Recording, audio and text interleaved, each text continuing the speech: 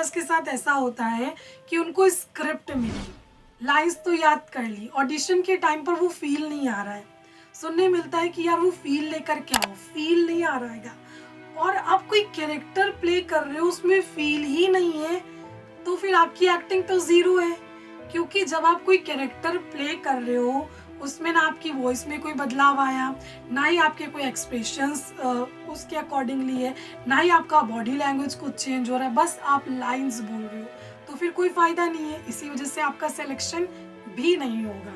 तो आज के इस वीडियो में मैं आपको बताने वाली हूँ कि किस तरीके से आप एक कैरेक्टर को फील कर सकते हो। तो हेलो दोस्तों, मेरा नाम है जोया, मैं एक प्रोफेशनल कास्टिंग डायरेक्टर हूँ। हाल ही में इंस्टाग्राम पर एक पोस्ट किया था मैंने, बहुत सारे लोगों के सवाल होते हैं और मैं चाहती हूँ कि उनके जवाब दूँ, तो मैंने पोस्ट किया था कि आप सवाल पूछ सकते हो। तो बहुत सारे सवाल जो है ना पूछे गए, उनके जवाब मैंने रिप्लाई में दिए। एक सवाल ऐसा था जो कि इंस्टाग्राम पर भी पूछा जा रहा था और यूट्यूब पर भी पूछा जा रहा था। सो आई थॉट कि एक वीडियो बनाते हैं ताकि समझ में आए, और ये वीडियो आपको एग्जाम्पल के साथ भी पता चलेगा कि बॉलीवुड एक्ट्रेस अनुष्का शर्मा ने भी इस पर बोला। वैसे तो बहुत सारे एक्टर्स ने कुछ ना कुछ बोला ही है कि किस तरीके से फील कर सकते हैं, लेकिन कुछ एग्जाम्पल भी दे दूंगी ताकि आप अच्छी तरीके से उस चीज को समझ पाओ। तो क्वेश्चन था कि how to change your look for audition, like character को फील कैसे करें। तो मेन इनका क्वेश्चन है कि कैरेक्टर को कैसे फील करना हैगा। जब आप किसी भी कैरेक्टर को प्ले करते हो या करने वाले होते हो तो उसके बारे में आपका जानना बहुत ज़्यादा ज़रूरी है कि उस कैरेक्टर की स्टोरी क्या है। जब तक कि आपको उसके बारे में पता नहीं होगा वो फील आ ही नहीं सकता है। मान लो आप कहीं पर जा रहे हो, एक बंदा जो है ना वो रो रहा है, ठीक है। अब वो रो क्यों रहा है आपको नहीं पता है, आपको बुरा लगेगा कि वो क्यों रो रहा है। अगर आप एक ऐसे इंसान हो, जा रहे हो कोई रो रहा, तो आप हो सकता है क्यूरियस हो कि वो क्यों रो रहा है, क्या वजह हो सकती है। लेकिन जब आप उसकी स्टोरी जानोगे कि उसका कारण क्या है रोने का, तो कहीं ना कहीं आपको अंदर से और भी ज़्यादा बुरा लगेगा कि शायद उसके वहाँ किसी की डेथ हो गई हो या फिर उसको कोई बड़ी प्रॉब्लम हो गई हो। जब आपको स्टोरी पता होगी आप उसी के अकॉर्डिंगली रिएक्ट करोगे। तो कुछ इस तरीके से जब आप एक्टिंग करते हो, जब आप कोई कैरेक्टर प्ले करते हो, तो उस कैरेक्टर के बारे में आपका पता होना बहुत ज़्यादा ज़रूरी है। मान लो मैं बोल रही हूँ कि मैं बहुत दुखी हूँ, मैंने बोल दिया मैं बहुत दुखी हूँ, क्या आपको मेरी वॉइस से, मेरे एक्सप्रेशन से, मेरी बॉडी लैंग्वेज से क्या आपको पता चल रहा है कि मैं दुखी हूँ? क्या आपको पता चल रहा है? क्या आप इस बात से कन्विंस हो पाओगे कि मैं दुखी हूँ? ऑफ कोर्स नॉट, क्योंकि पता ही नहीं चल रहा है, मैं वो फील ही नहीं ला पा रही हूँ कि मैं दुखी हूँ। लेकिन यही चीज अगर मैं बोलूँ मैं बहुत दुखी हूँ यार, समझ ही नहीं आ रहा है क्या करूँ,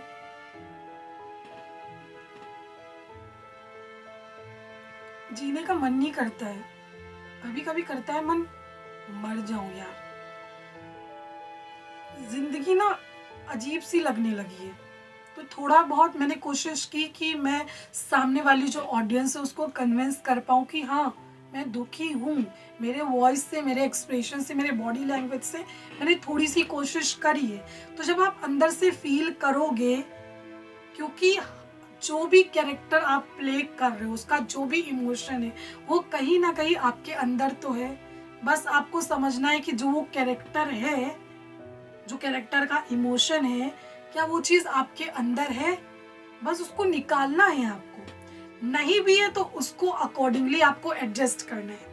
हाल ही में मैंने अनुष्का शर्मा का भी एक इंटरव्यू देखा था और उन्होंने इसी पर ही बात की है कि किस तरीके से वो कैरेक्टर को फील करती है। तो उनका ये कहना है कि जब वो स्क्रिप्ट पढ़ती हैं तो स्क्रिप्ट के अंदर वो क्या देखती हैं कि जो भी चीज़ें उस कैरेक्टर में है क्या वो चीज़ें उनके अंदर हैं, उसी के अकॉर्डिंगली उस कैरेक्टर को प्ले करती है। अगर नहीं भी है तो वो उसको एडजस्ट करती है। किस तरीके से, मान लो मैं तेज बोलती हूँ लेकिन जो कैरेक्टर आप प्ले कर रहे हो शायद वो धीरे बोलता है, तो आपके अंदर आप एडजस्ट तो कर सकते हो। ऐसा नहीं है कि आप नहीं कर सकते हो कि आप तेज बोलते हो तो तेज ही बोलोगे, आप एडजस्ट करके धीरे भी बोल सकते हो, स्लो भी बोल सकते हो, क्योंकि वो कैरेक्टर की रिक्वायरमेंट है। तो उसके अकॉर्डिंगली आप एडजस्ट कर सकते हो।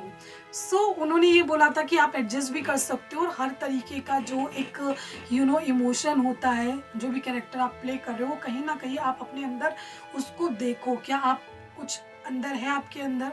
अब कई बार ऐसे कैरेक्टर्स होते हैं जो कि हमें ऐसा लगता है कि हमारे आसपास भी ऐसा नहीं है, हम भी वैसे नहीं, चैलेंजिंग कैरेक्टर्स जिसको बोला जाता है, जैसे कि प्रियंका चोपड़ा ने एक कैरेक्टर प्ले किया था बर्फी में झिलमिल का, जिसको ऑटिज्म था। अभी नॉर्मली हमारे आसपास तो ऑफ कोर्स ऐसे लोग नहीं होते हैं, हम ऐसे लोगों को नहीं देखते हैं। तो प्रियंका चोपड़ा को जब अनुराग बासु उनसे मिलने के लिए गए हैं, तो पहले तो वो कन्विंस थे प्रियंका से मिलना है, लेकिन फिर एक टाइम पर उन्होंने अपना मूड बदल लिया कि नहीं, प्रियंका नहीं कर पाएगी, क्योंकि उनको एक ऐसी लड़की चाहिए थी, एक ऐसी एक्ट्रेस चाहिए थी जो पूरी तरीके से झिलमिल बन जाए। समझ रहे हो आप, झिलमिल बन जाए। तो एक बहुत बड़ी बात थी, तो मना कर दिया गया था प्रियंका चोपड़ा को, लेकिन प्रियंका ने इस चैलेंज को एक्सेप्ट किया कि मुझे एक हफ्ता दो, एक हफ्ता दो, क्योंकि अनुराग बासु का ये था कि प्रियंका उस कैरेक्टर में नजर नहीं आनी चाहिए कि ये प्रियंका है, झिलमिल ही नजर आनी चाहिए। प्रियंका नहीं चाहिए कि प्रियंका चोपड़ा है कोई, ये झिलमिल है। तो फिर जो उन्होंने वक्त लिया था, वो उस दौरान उस कैरेक्टर को, जो झिलमिल का कैरेक्टर था, उसकी तैयारी में जुट गई। वो उस तरीके के लोगों से, उस तरीके के बच्चों से मिलने लगी जैसी झिलमिल थी। और एक हफ्ते बाद जब वो मिली है, आपने देखा है फिल्म में कितना प्यारा कैरेक्टर उन्होंने प्ले किया है। तो उन्होंने बहुत मेहनत की है, वो उस तरीके के लोगों से जा कर के मिली कि उनका बोलने का तरीका कैसा है, वो कैसा बिहेव करते हैं, उनका एक्सप्रेशन क्या होता है, वो कैसे चलते हैं, वो लोगों से नज़रें नहीं मिला पाते हैं, वो लोगों को डायरेक्टली ऐसे देखते नहीं हैं। तो उन्होंने हर एक छोटी से बड़ी चीज़ों पर रिसर्च किया और उसके बाद उस कैरेक्टर को प्ले किया। तो बहुत सारी देखिए बारीकियां होती हैं, एक एक्टर बनना इट्स नॉट इजी, लगता है लोगों को, लेकिन उतना इजी नहीं है। अगर आप सच में एक सक्सेसफुल एक्टर बनना चाहते हो तो आपको बहुत मेहनत करनी पड़ेगी, आपको सातों दिन काम करना पड़ेगा, आपको 24 घंटे जब भी आप जाग रहे हो ना, आपको ऑब्जर्व करना पड़ेगा लोगों को, क्योंकि जब आप लोगों को जितना ज़्यादा ऑब्जर्व करते हो उतने ही बेहतर तरीके से आप समझ पाते हो कि कौन कैसा है, किसके कैसे एक्सप्रेशन होते हैं, कौन कैसा खड़ा होता है, कौन कैसा बोलता हैगा। तभी जाकर के आप वेरियस कैरेक्टर्स अलग अलग तरीके से, अच्छी तरीके से प्ले कर पाते हो। आई होप मैंने कोशिश करी है कि आपको इस चीज़ को मैं समझा पाऊँ। ज़्यादा से ज़्यादा हो सके तो बुक्स पढ़ो, कहानियाँ पढ़ो, फिल्में देखो और फिर उस कैरेक्टर के बारे में समझो और देखो कि आप किस तरीके से, आपके अंदर कोई इमोशन है, आप किस तरीके से, अगर आप उस जगह पर होते तो आप कैसे प्ले करते हो उस चीज़ को, आप कैसे रिएक्ट करते हो उस चीज़ को। तो ये सारी चीज़ें आपको समझनी है। आई होप आपके लिए वीडियो हेल्पफुल रहा।